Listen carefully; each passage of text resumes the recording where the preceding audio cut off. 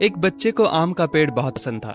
जब भी उसे फुर्सत मिलती वो उस पेड़ के पास पहुंच जाता, पेड़ के ऊपर चढ़ता, आम खाता, खेलता और थक जाने पर उसी की छाया में सो जाता। बच्चे और आम के पेड़ के बीच एक अनोखा रिश्ता बन गया। बच्चा जैसे जैसे बड़ा होता गया वैसे वैसे उसने पेड़ के पास आना कम कर दिया। कुछ समय बाद तो आना बिल्कुल ही बंद हो गया। आम का पेड़ उस बालक को याद करके अकेला रोता। एक दिन अचानक पेड़ ने उस बच्चे को अपनी तरफ आते देखा और पास आने पर कहा, तू कहाँ चला गया था? मैं रोज तुम्हें याद किया करता था। चलो आज फिर से दोनों खेलते हैं। बच्चे ने आम के पेड़ से कहा, अब मेरी खेलने की उम्र नहीं है, मुझे पढ़ना है, लेकिन मेरे पास फीस भरने के पैसे नहीं हैं। पेड़ ने कहा, तू मेरे आम लेकर बाजार में बेच दे, इससे जो पैसे मिलेंगे उससे अपनी फीस भर देना। बच्चे ने आम के पेड़ से सारे आम तोड़ लिए और उन सब आमों को लेकर वहां से चला गया। उसके बाद वो फिर कभी दिखाई नहीं दिया। आम का पेड़ हर पल उसकी राह देखता रहता। एक दिन वो फिर आया और कहने लगा, अब मुझे नौकरी मिल गई है, मेरी शादी हो चुकी है, मुझे मेरा अपना घर बनाना है, लेकिन इसके लिए मेरे पास अब पैसे नहीं हैं।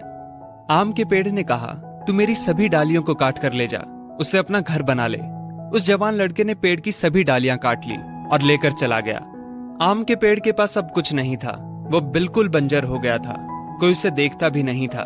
पेड़ ने भी अब उम्मीद छोड़ दी थी कि वो लड़का उसके पास फिर आएगा।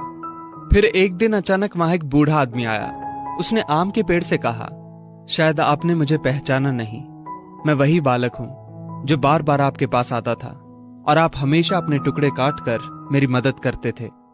आम के पेड़ ने दुख के साथ कहा, पर बेटा मेरे पास अब ऐसा कुछ भी नहीं जो मैं तुम्हें दे सकूं। वृद्ध ने आंखों में आंसू लिए कहा, आज मैं आपसे कुछ लेने नहीं आया हूं, बल्कि मुझे आपके साथ जी भर के खेलना है, आपकी गोद में सिर रखकर सो जाना है। इतना कहकर वो आम के पेड़ से लिपट गया और आम के पेड़ की सूखी हुई डाली फिर से अंकुरित हो उठी। दोस्तों, वो आम का पेड़ और कोई नहीं बल्कि हमारे माता पिता हैं। हम जब छोटे थे तो हमें उनके साथ खेलना अच्छा लगता था, लेकिन जैसे जैसे हम बड़े होते चले गए उनसे दूर होते गए। पास भी तब आए जब कोई जरूरत पड़ी या कोई समस्या आन खड़ी हुई।